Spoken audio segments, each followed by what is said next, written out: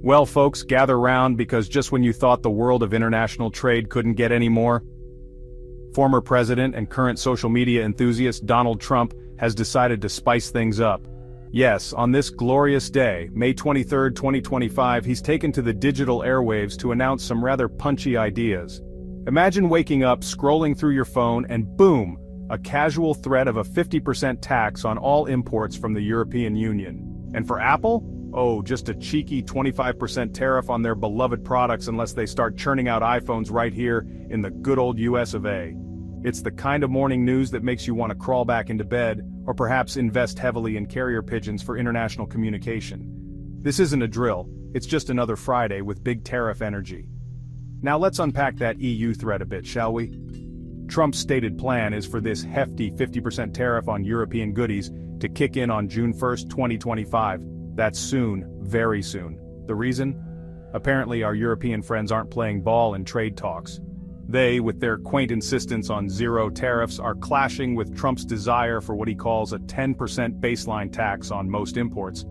It's like going to a potluck where one person insists everyone else brings a Michelin-starred dish while they contribute a half-eaten bag of chips. He's essentially saying, if your stuff isn't built or manufactured in the US, prepare for a financial walloping. This isn't just a minor tiff, it's a potential transatlantic trade earthquake, all because the negotiations hit a snag. Then there's Apple, the tech giant that's practically synonymous with sleek and expensive. Trump has apparently had a little chat, or perhaps a strongly worded memo exchange, with Apple CEO Tim Cook. The message was crystal clear: make those iPhones, the ones sold in America, not in India, not in Vietnam, not on the moon, but here. If Apple doesn't comply, they're looking at a minimum 25% tariff, paid directly by them to the US Treasury. Think of it as a patriotism tax for gadgets. It's a bold move, essentially trying to strong-arm one of the world's largest companies into completely overhauling its global manufacturing strategy. One wonders if Tim Cook's eyes started twitching during that particular conversation. This all ties back to Trump's overarching philosophy, a little something you might remember called America First. The logic, as far as one can decipher it, is that by making these demands and threatening these tariffs, manufacturing jobs will magically reappear on American soil, factories will hum, and everyone will be employed making iPhones and presumably very expensive European cars. It's a vision of a self-sufficient America powered by domestic production. Whether this vision aligns with the incredibly complex realities of global supply chains, economics, or even basic diplomacy, well, that's a question that seems to get conveniently glossed over in the heat of a social media announcement. But hey, it makes for a catchy slogan, doesn't it? The Made in America iPhone dream. Why though? So why the laser focus on getting Apple to make iPhones stateside? It's not just about a sudden craving for American-made ringtones. At its core, this is about jobs, or at least the of jobs. Trump has consistently championed the idea of bringing manufacturing back to the United States, and the iPhone, a globally recognized symbol of American innovation, despite being assembled elsewhere, is a prime target. He views foreign factories as siphoning off American prosperity, and forcing Apple to produce domestically is presented as a way to reclaim those jobs and boost the national economy. It plays incredibly well with his base, tapping into a nostalgic vision of a bustling American manufacturing sector, a time when made in USA was the norm, not the exception. However, dreaming of American-made iPhones and actually making it happen are two vastly different propositions. It's not like Apple can just flip a switch and suddenly convert a cornfield in Iowa into a high-tech iPhone assembly plant. Building such facilities requires immense capital investment, specialized infrastructure, and crucially, a highly skilled workforce trained in intricate electronics assembly. Furthermore, Apple's current supply chain is a mind-bogglingly complex global network, optimized over decades for efficiency and cost-effectiveness. Untangling that web and reshoring it would be an operational and financial Herculean task, likely leading to significantly higher production costs. And guess who usually ends up paying for higher production costs? That's right, the consumer. Apple, for its part, hasn't been sitting idle. In response to previous tariff pressures, particularly those aimed at China, the company has already been exploring ways to diversify its manufacturing footprint.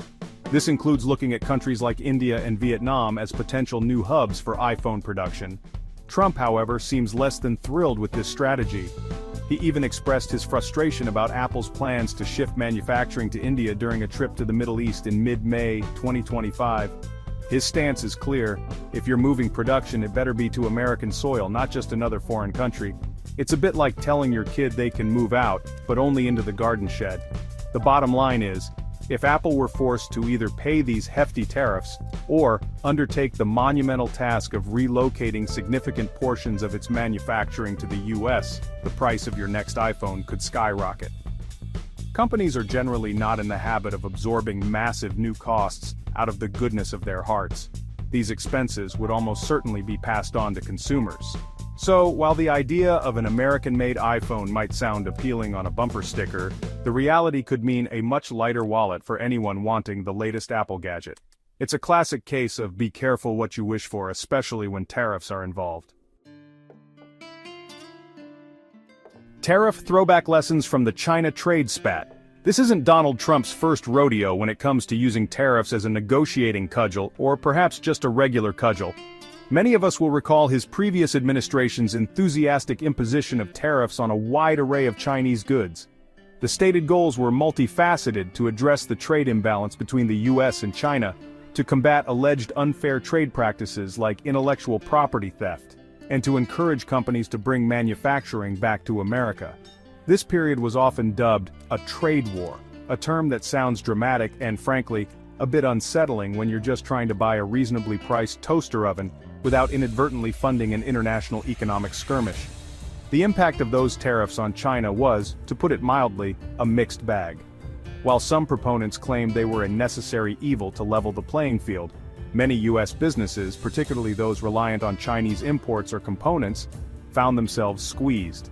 They faced higher costs, which were often passed on to consumers in the form of increased prices.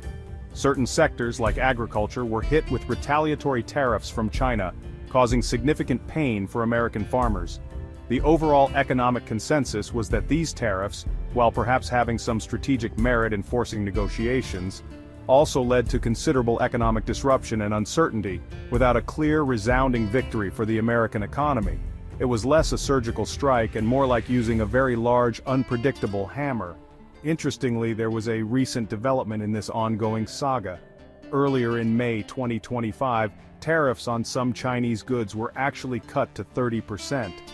This move was reportedly an effort to grease the wheels for negotiations between Washington and Beijing, a tacit acknowledgement, perhaps, that sky-high tariffs indefinitely aren't always the most conducive environment for productive talks.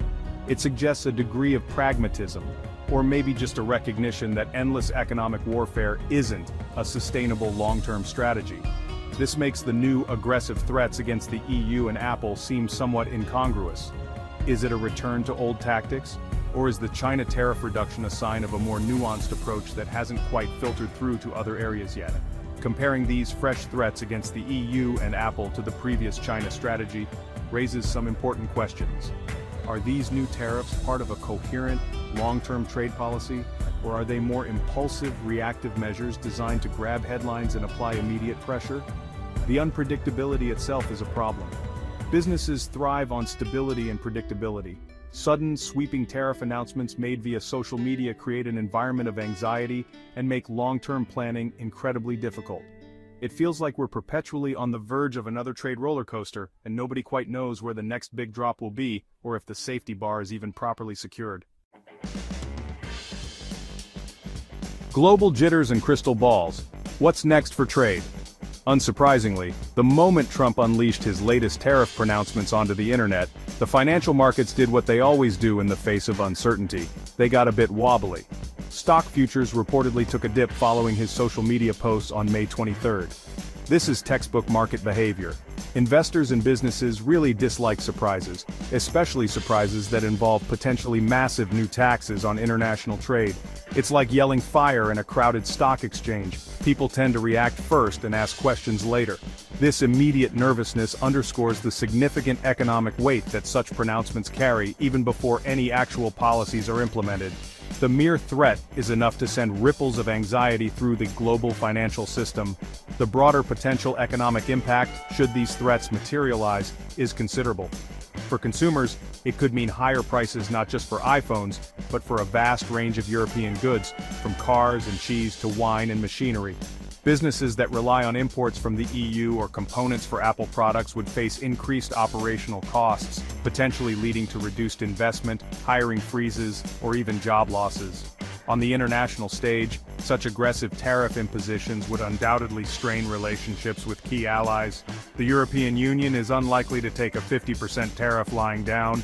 Retaliatory tariffs on American goods would be a near certainty, escalating the conflict and harming U.S. exporters. It's a recipe for a trade tit-for-tat that nobody truly wins. So, how might our global partners and indeed Apple react to this new gauntlet being thrown down?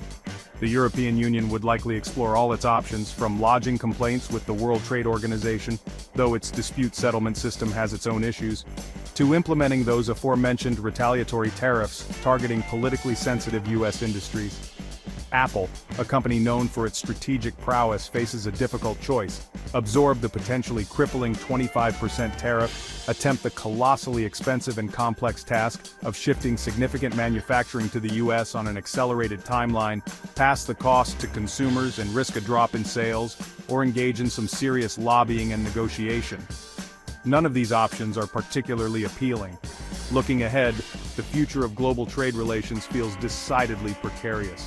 These kinds of unilateral tariff threats, if acted upon, could further fragment the global economy, disrupt deeply integrated supply chains, and foster an environment of mistrust and economic nationalism. We could see an acceleration of trends towards regional trading blocs and a general retreat from the principles of free trade that have, for better or worse, defined the post-war economic order. Of course, there's always the possibility that these are just opening salvos in a negotiation, a bit of dramatic posturing before a more moderate position is adopted. But with rhetoric this strong, navigating back to calm waters will require some very skilled diplomacy and perhaps a bit less tweeting. I hope you found this video useful. Follow me right here on YouTube for more great content daily. Download my international best-selling book, Be Good, Be Brief, Be Gone, for absolutely free at growfast.club. I say again, download my book at growfast.club for all of my 7-figure growth hacks. Get your copy now while it's still free.